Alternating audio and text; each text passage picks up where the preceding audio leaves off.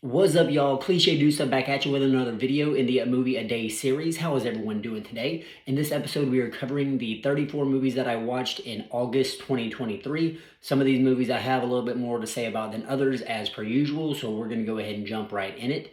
The first movie of the month that I watched was Lady Bird by Greta Gerwig, who y'all might know more famously for the new Barbie movie, which was a banger of a movie. Lady Bird, also a really good movie, though in a different vein. Lady Bird, I get that it won't necessarily be for everyone. It is a good relationship movie. It's one of those movies that not a whole lot of like, I mean, it's a coming of age story. Not a whole lot of stuff actually happens.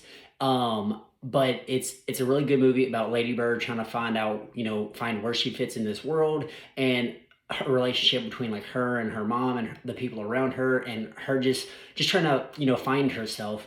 A really good movie. I love like the dialogue in the movie is really good. My boy Timothy Chalamet is in the movie. It's not like he's not one of the main characters or anything, but he's introduced, I guess, about halfway. And anytime my boy Timmy Tim's in a movie, I'm gonna point it out, and he's always going to be a standout, and there's no exception here.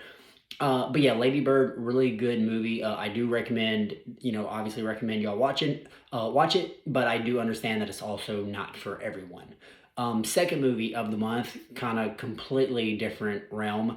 To Kill a Mockingbird from what the 40s or whatever it was. To Kill a Mockingbird is something most of us, know just from school as far as like reading the books.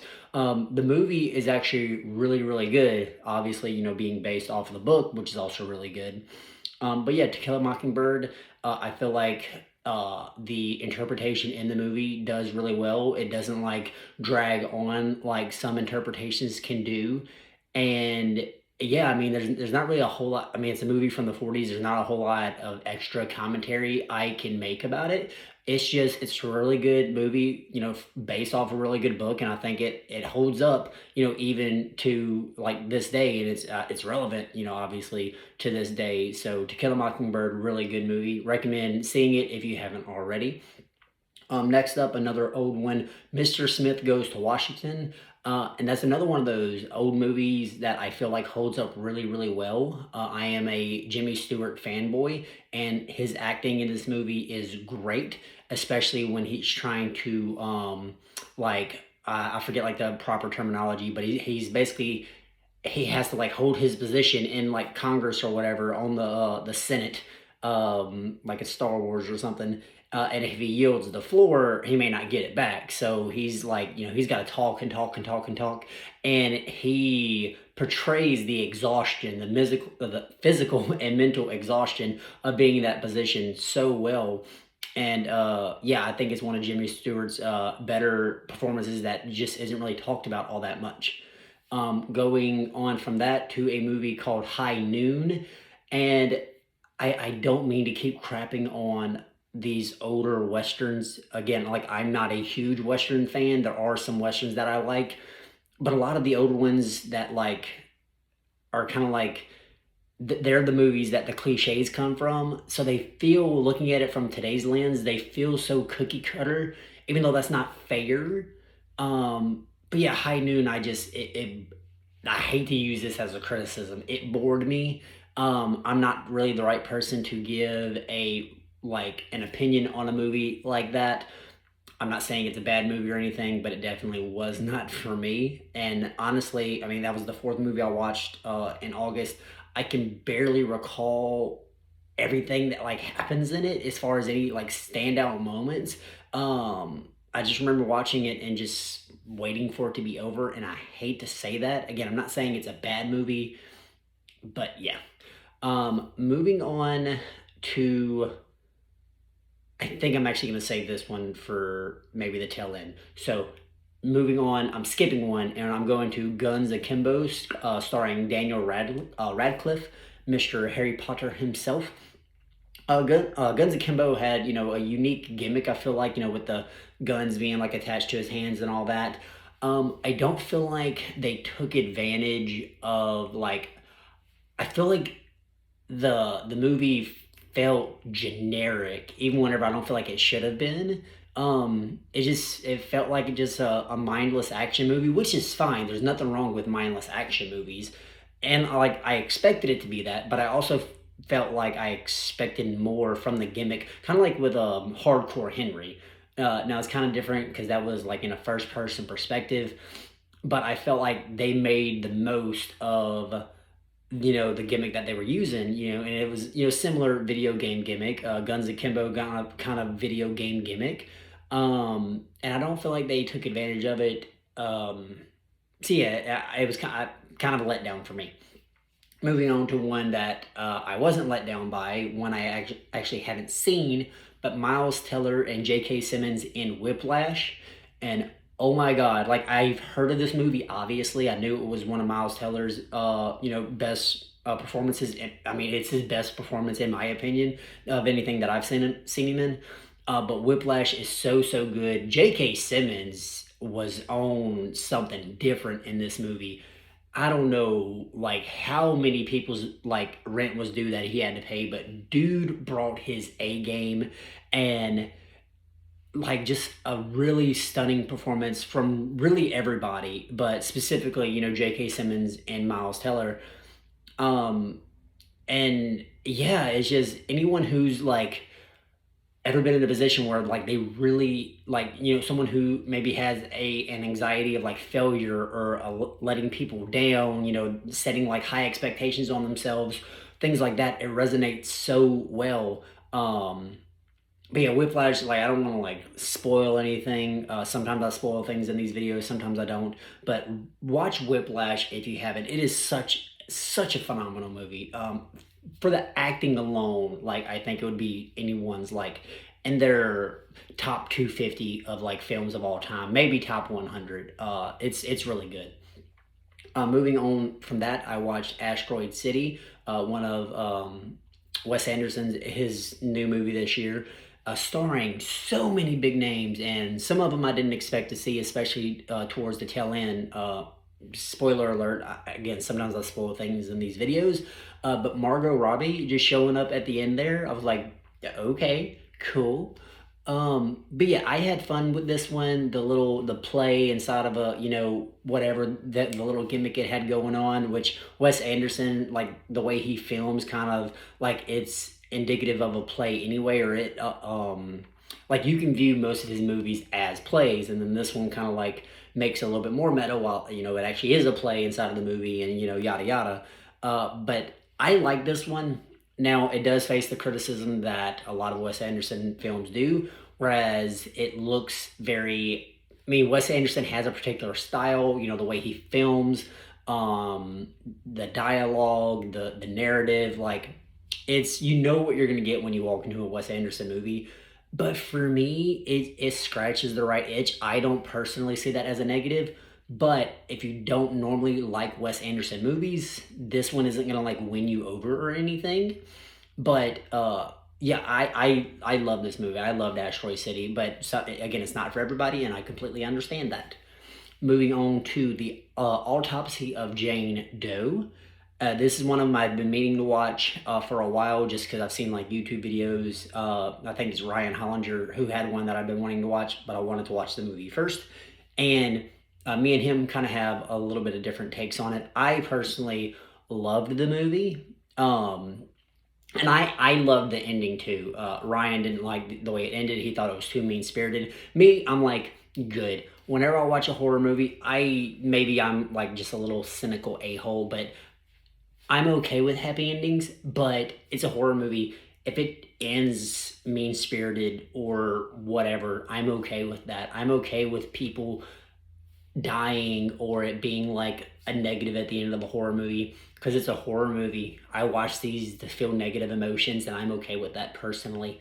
But yeah, the Autopsy of Jane Doe, it's a good movie in my opinion. One criticism that I didn't think about myself when watching it, but I understand it now that I've heard it, is they kind of bring up like the Salem witch trials, and this movie kind of makes it like the women back then really were witches, with everything that's going on with this Jane Doe, this unidentified body, and how she's like possessed and stuff because of the witches back, at Salem. Um, And the point that was made was that, you know, the Salem witch trials are used as a talking point, or as a, I don't know what else to call it, as a subject, I guess, for like a lot of movies, because, you know, it's just, it's something that pop culture knows. But at the same time, we keep like demonizing these women who were killed, wrongfully put to death for being mistaken as witches. But then we make these movies about demons and witches and stuff where we, you know, we're like, oh, actually the witches at Salem were actually witches. And I don't feel like they're meaning it in a bad way, but like it can be taken that way. But other than that, the Autopsy of Jane Doe, I really did enjoy it. Moving on to a classic. I hadn't seen it in a few years, and we kept talking about it at work, so I watched it again. But, you know, Step Brothers, starring Will Ferrell and John C. Reilly, just a very quotable movie, a funny movie, a really, obviously, I mean, it's Step Brothers.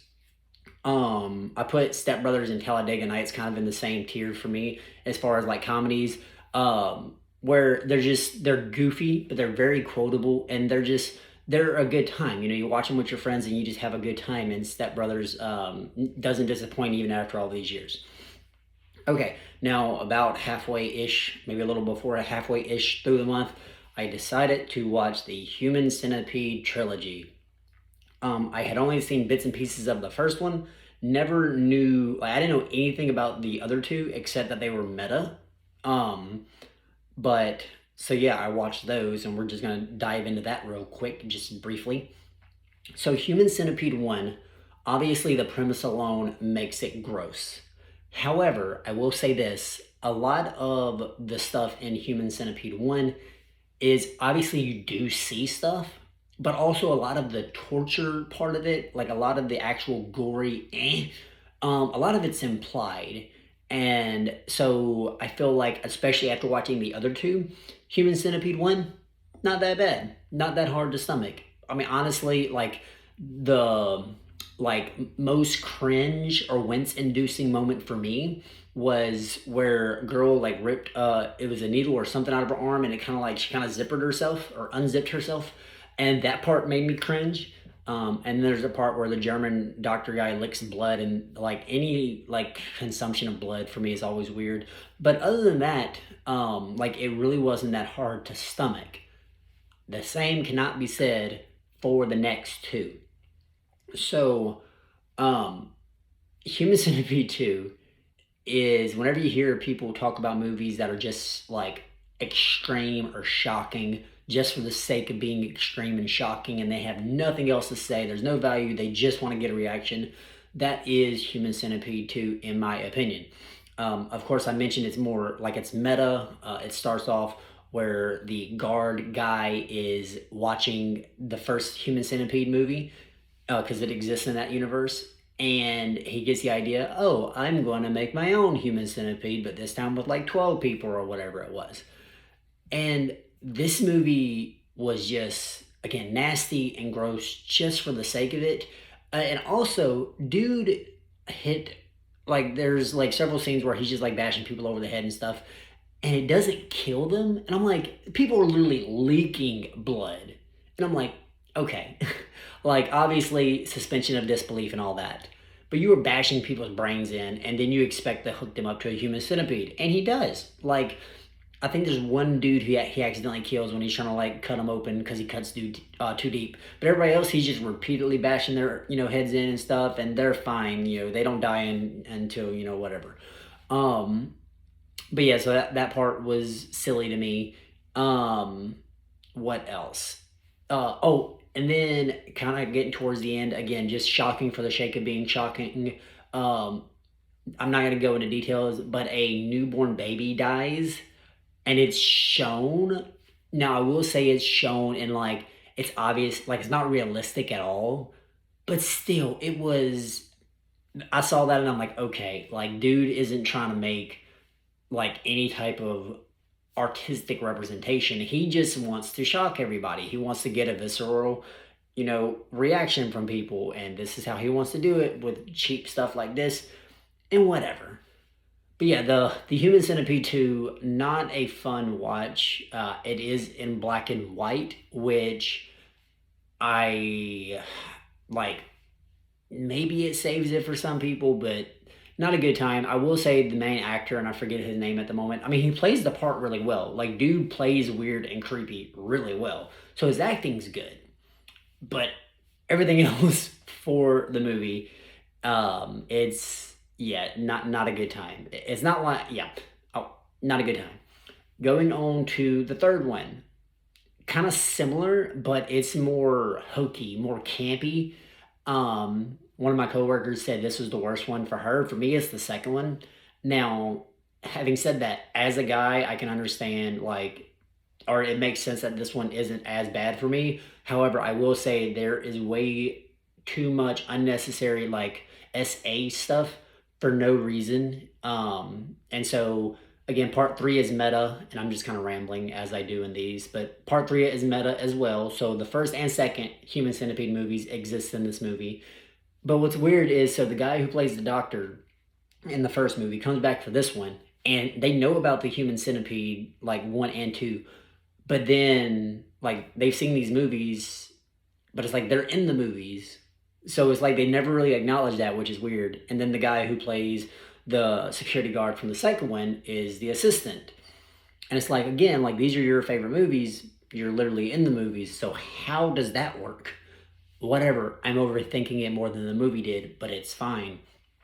But yeah, there's way too much unnecessary stuff with the guy who played the doctor in the first one. He's now the warden at this prison, and he just continuously assaults his secretary, and it's not a fun time. One time she's unconscious, and it's like, well, this is horrible.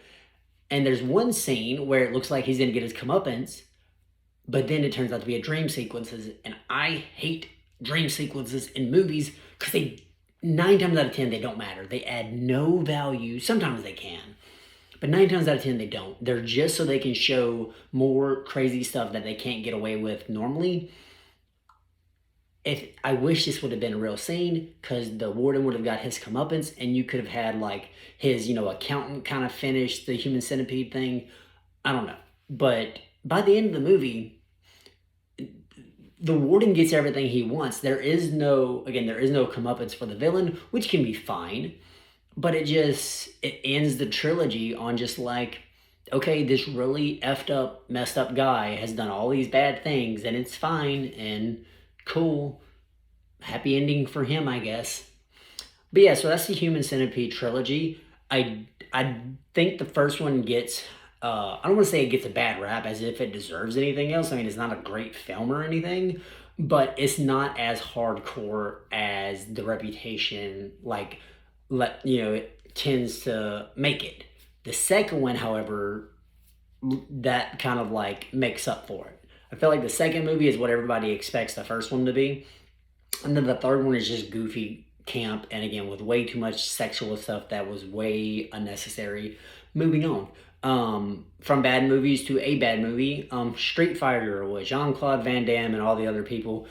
I love Street Fighter because it is so ridiculous. Um, but yeah, it is a bad movie, and we all know this. But it's fun to revisit every once in a while, especially because dude that plays Bison is just so over the top villainy, and it's so fun. But he's kind of the only good part of the movie. Like you can just watch clips of live action Bison, and it's you've gotten everything out of the movie that you're gonna get. But I mean, Street Fighter, it's bad, but it's fun. I don't. There's not much else I can say about it. Um, I'm gonna skip this next one too because I want to talk about two movies at the same time because I have similar beefs with both of them. But after skipping that one, we go to All About Eve, and it's another older movie, black and white. Really good though. Story is really well about this.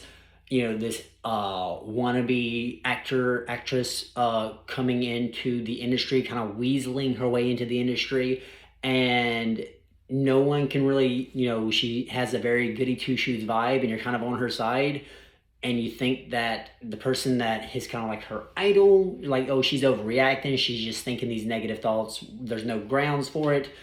But then come to find out, oh yeah, girl she was pretty slick about what she was doing.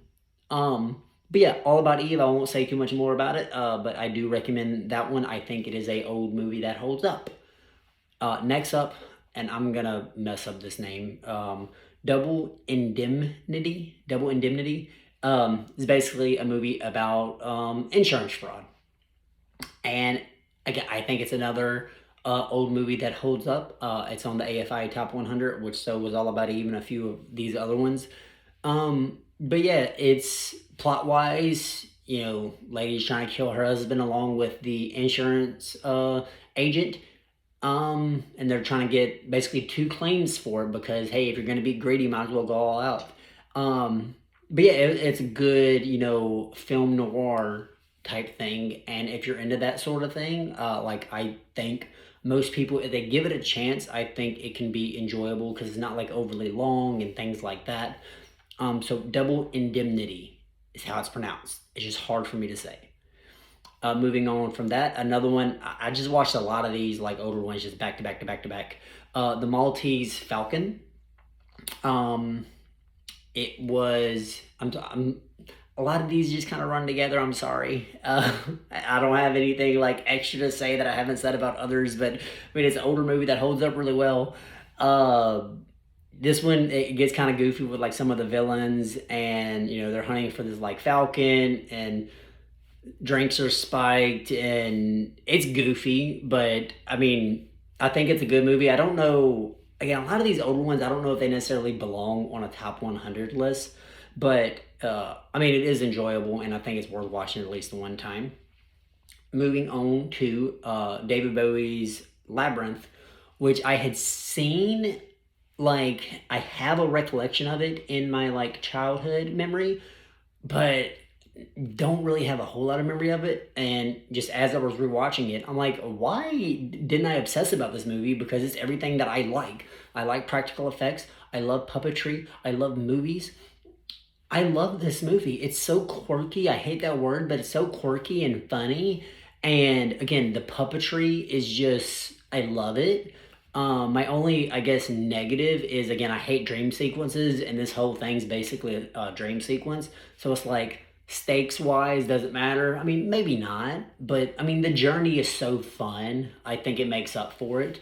Of course, you have the classic little, with the statues or whatever. Which one of us are lying? That whole deal, the little logical little puzzle. So that was fun, and just a whole lot of fun. Just a whole lot of quirkiness in this movie.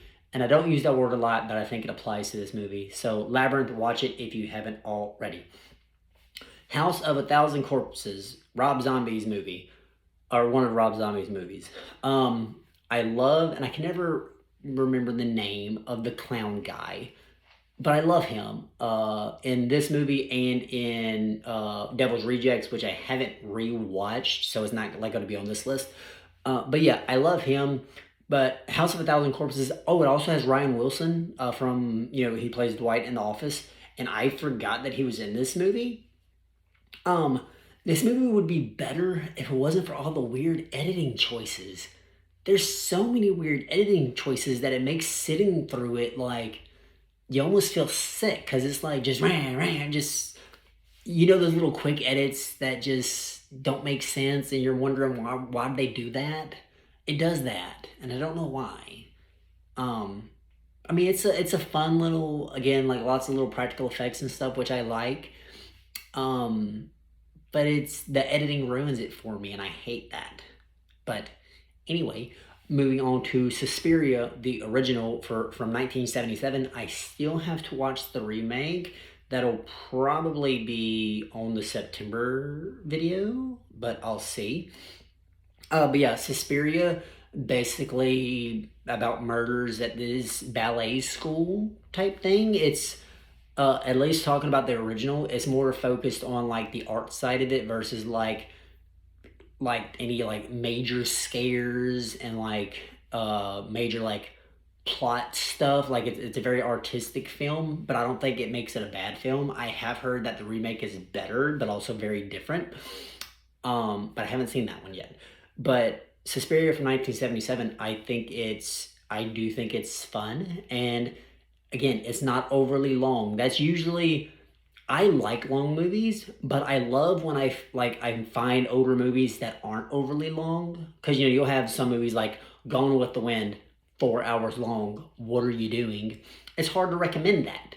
But I like when there's older movies that are like, oh, clocks in an hour and a half, hour 45. Easy recommendation, because it's like people can endure that even if they're not like jumping out of their seats with excitement.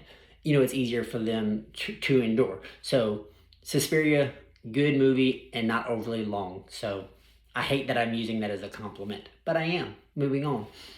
High Tension, the French film, I'm pretty sure, yeah, this is going to sound weird when I say it. I'm pretty sure the version I watched, I think it was dubbed, but I couldn't. It was kind of weird. So it was the version on Tubi. I couldn't tell if it was dubbed or if they just had the French actors trying their best to do English, because like I don't know, like the words, it looked like it synced with their lips, but it didn't look like it was coming out of like those actors.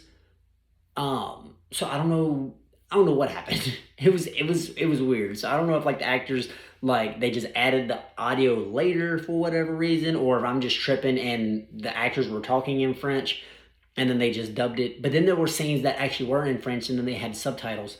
So I don't know. Anyway, I'm gonna stop getting hung up on that. High Tension. Should I spoil it? I'm gonna spoil it, so maybe skip ahead about 2 or 3 minutes. I don't know how long I'll ramble about it.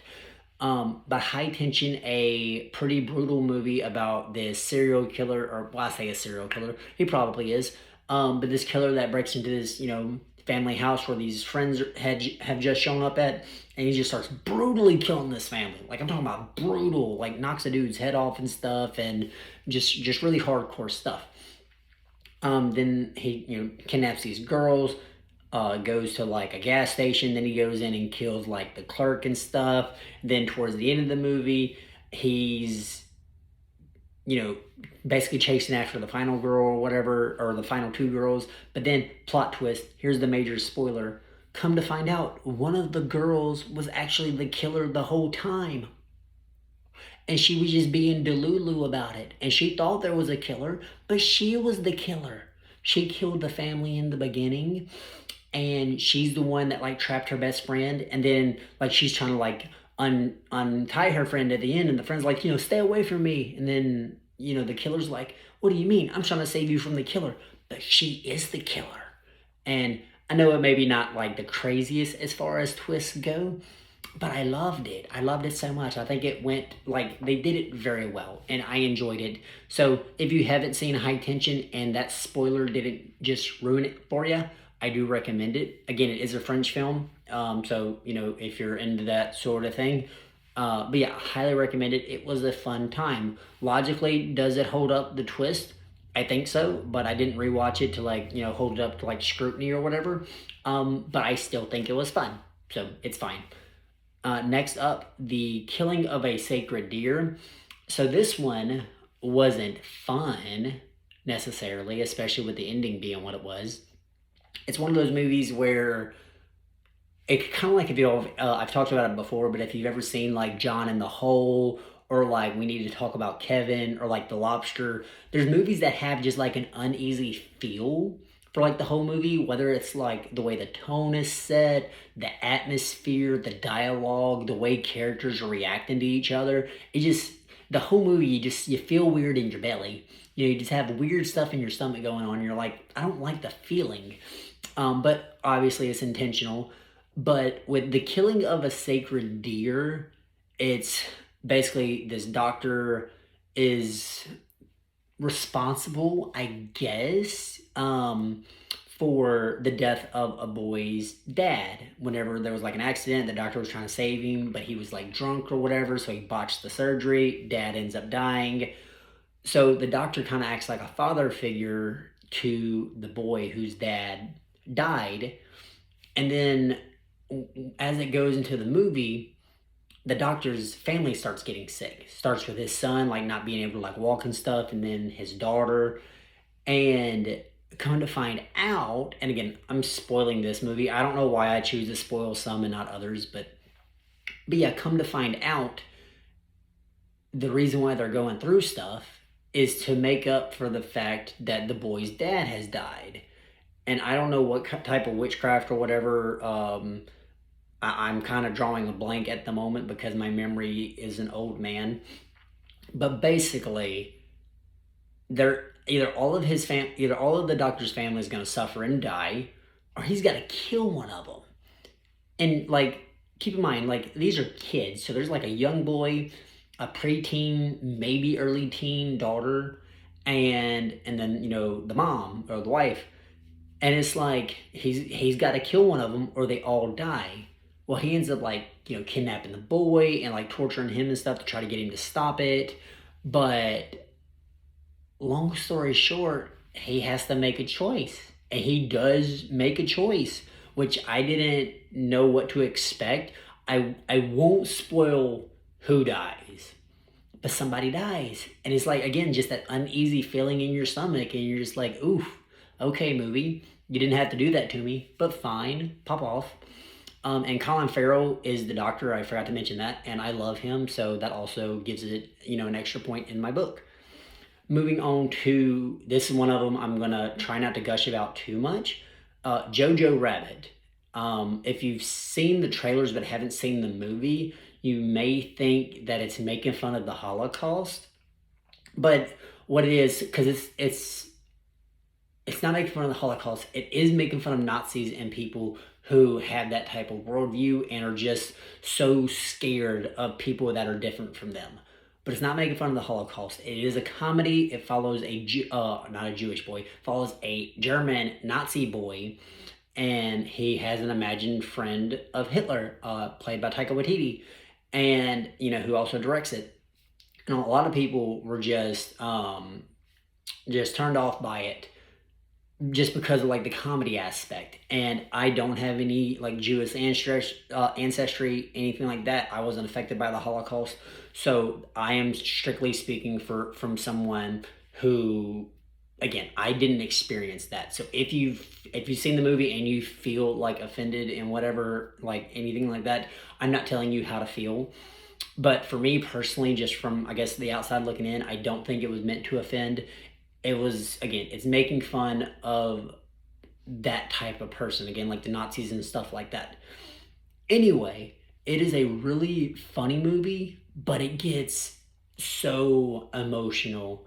So Jojo, the Nazi kid, ends up being like a Jewish girl that his mom's protecting that he didn't know about, and it kind of flips his whole worldview upside down. And because he hates Jews and he's like heard how evil they were, so it's he's got to like shift his way of thinking and whether or not he's going to do that. And then something happens. This one I will not spoil a specific thing that happens in this one. Just watch Jojo Rabbit. But something happens and it crushes you, and it's so emotional and it will stick with you for days. And it's done so well, like the foreshadowing and leading up to it with the shoes. That's all I'm gonna say. The shoes.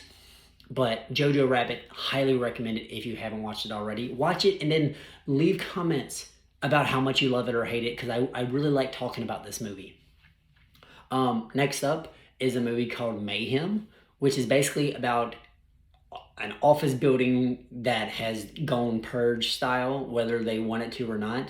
It's similar to, if y'all have ever seen the Belko Experiment, which is how I found out about this movie. I was watching a Belko Experiment review on YouTube, and somebody in the comments was like, "Hey, you should watch Mayhem. It's a better version of this movie," and I am inclined to agree.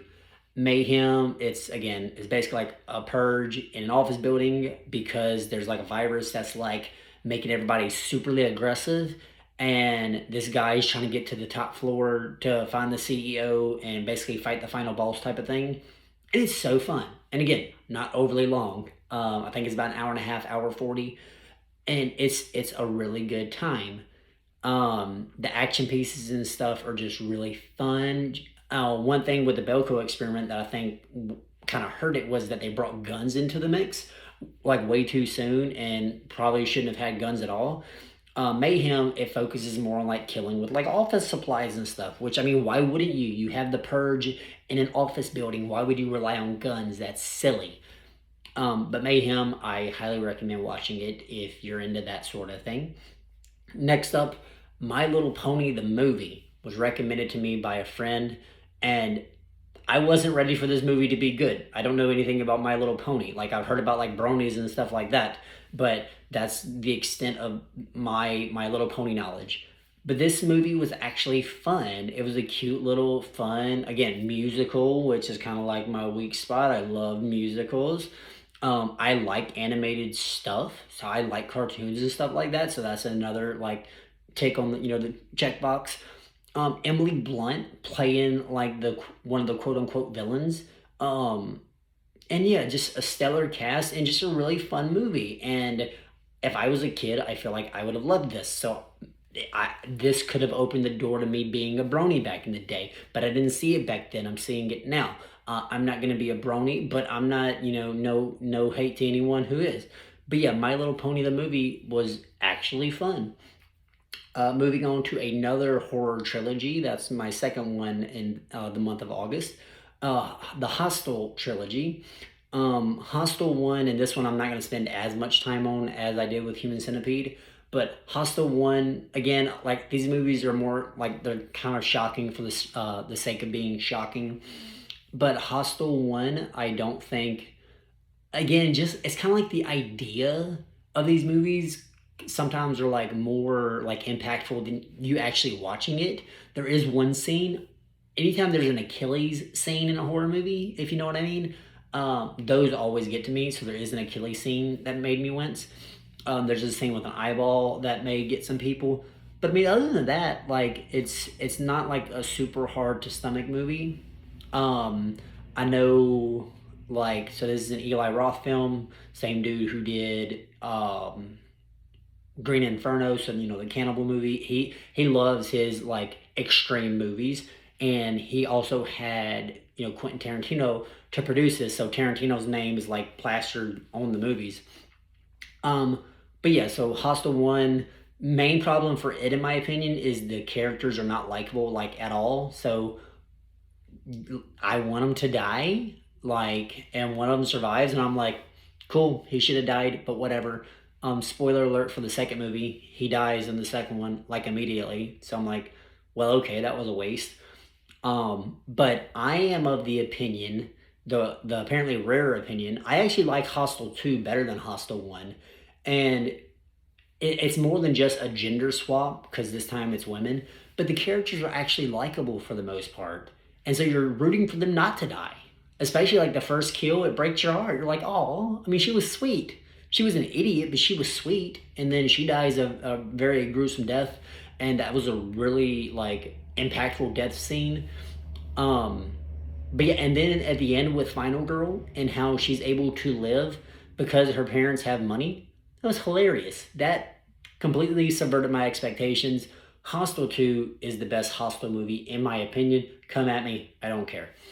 Hostel 3, it kind of does the thing that some trilogies do, and it just forgets kind of like where it came from, and it doesn't even take place like in the same country. Like, it takes place in Vegas, and it really doesn't have any connection to the other two movies.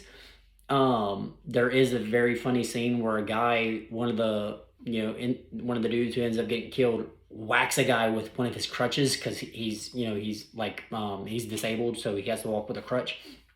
And he smacked the crap out of this one guy just out of nowhere with a crutch. It made me laugh so hard. So that's the one redeeming thing about this movie.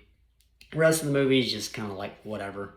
So moving on to a movie I had not seen, and honestly, I don't think I've heard about it. Miss Stevens. It's the only reason I watched it is because it has Timothy Chalamet in it, and we know I love him. But yeah, it's basically about like a lonely teacher just doing the best that she can to take care of her students. They go on this little, um, I don't want to say a field trip, but like they do like an art competition thing where they're like, they have to go up and speak in front of like this committee, and it's almost like an acting thing. Um, but it's a really good movie. It's a really fun movie. And one thing that happens is Timothy Chalamet, as a student, tries to come on to the teacher, and not like in an overtly sexual way, but you can tell like he's trying to comfort her when she's sad, and she's like, "No, like we cannot. This isn't okay." And I like that for a very particular reason, which I will get back to in a few movies from now. But yeah, Miss Stevens, really good. I wasn't expecting much from it, but I loved it. Next up, The Equalizer 2, which I hadn't seen, but I watched because I'm going to watch Equalizer 3 at some point. And I hadn't seen, I loved Equalizer 1, but I had heard Equalizer 2 wasn't good. And I feel like I knew about one of the characters from the first movie dying in the second one, so I just like outright avoided it. But it was actually fun. Not as good as the first one, but Equalizer 2 was actually fun. And Pedro Pascal coming out of nowhere, no facial hair. I was like, what? What? I was like, who's this? Oh, it's my boy Pedro. But yeah, so I loved what they did with his character. I mean, it's kind of an obvious twist, but I mean, it was still fun. But yeah, Equalizer 2 was actually better than I thought it was going to be and better than what I heard it was. So I'm glad I watched it, and I cannot wait to watch the third one. Next up, The Uninvited, which I didn't know anything about, but a coworker recommended. And after doing research, after I watched it, apparently it is more or less a remake of a Korean film. And now I can't, it's something about two sisters. I want to say The Tale of Two Sisters, but I don't feel like that's right. But just, it's, I think like the third time this movie has quote unquote been made, but it does kind of do its own thing. And I'm gonna spoil this one, so you know, because I do that sometimes. It's about this girl who, like, she's had like mental illness and stuff after her mom died, and once she gets out of the little help facility, I guess is the best way to put it, that she's in, she goes back home, and the dad's got a new, love interest, a new girlfriend that's staying with the family, played by, I can never remember the actor's name, and I'm so sorry, but she plays Effie from the Hunger Games. And she's basically set up as the antagonist, and like she's set up as this evil person who's tricking the dad. She's, it's played as if she's like a serial killer that's just like she's the one that killed the mom, and now she's gonna kill the daughters and like whatever else. But then the twist at the end. Oh, let me set up the twist a little bit better. Whenever the girl gets home from the facility, like she's with her sister and stuff, and then like she's like with her sister like most of the movie, and like but there's some type of tension there. But anyway, with the plot twist, apparently her sister was dead the whole time. And the way they showed it, they showed the sister kill the dad's girlfriend. But then when they showed what really happened, it was really our main character that killed the dad's girlfriend. And she was actually the one that accidentally killed the mom and her sister.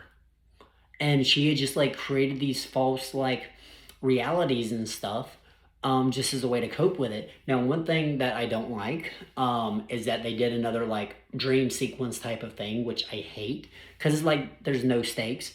But other than that, it was a fun movie, and I feel like if I rewatched it, I could kind of piece the puzzle together on, oh, actually, this makes sense. They actually foreshadowed the twist, and I was too stupid to see it. Like people on a YouTube video commented how no one else interacts with the sister but our main character, and I didn't pay attention to that. So, but yeah, The Uninvited was actually pretty good.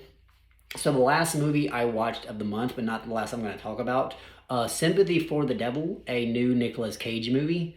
Not a great movie, but my boy Nicolas Cage putting in that work. My boy Nicolas Cage doing the thing. Best part of the best part of the movie by far. The other main actor is the guy who plays, was it Rick Flag from, I think it's his name, from Suicide Squad. But yeah, Nick Cage just being so intimidating, being so goofy, so over the top, all the things we love about Nick Cage. And dude was doing it, and I love him so much. And I get not everyone loves him. A lot of people have a certain type of distaste for his type of acting, but I love it so much. Nick, keep doing your thing. I do hate to say that Sympathy for the Devil, other than Nicolas Cage, is very mediocre. Especially with how they do the plot twist at the end and the main bad guy not getting his comeuppance, which a bad guy not getting their comeuppance isn't necessarily always a bad thing, but sometimes it is. And I feel like it would have been better if our main bad guy here after the twist would have just died. But whatever, it's fine. But this movie's worth watching just from Nicolas Cage alone. Now, the last two movies I'm going to talk about, the reason why I skipped over them and I saved them for last is because apparently I have a very polarizing opinion about these two movies. First movie is Dirty Dancing. The second movie is Call Me by Your Name. And if you've seen the movies, you probably know what my opinion is, and I'm about to bring it up. And I think now for Dirty Dancing, before I say what the problem is, I don't necessarily know if Dirty Dancing is a quote unquote good or bad film. I didn't care for it. I couldn't see a lot of positives because of one thing. And then Call Me by Your Name, I feel like is a fantastic film. I loved, but there's still this one thing. And here's the one thing. I think both movies are problematic because of the ages and maturity levels of the main characters and the main relationships of both the movies. So Dirty Dancing first, you have a 17, maybe 18. Also, let me back up. I am not talking about the legality of these. I'm not saying whether these relationships were legal. I do not care. Especially with Call Me by Your Name, it took place in a different country and their age of consent's different. That's not what I'm talking about.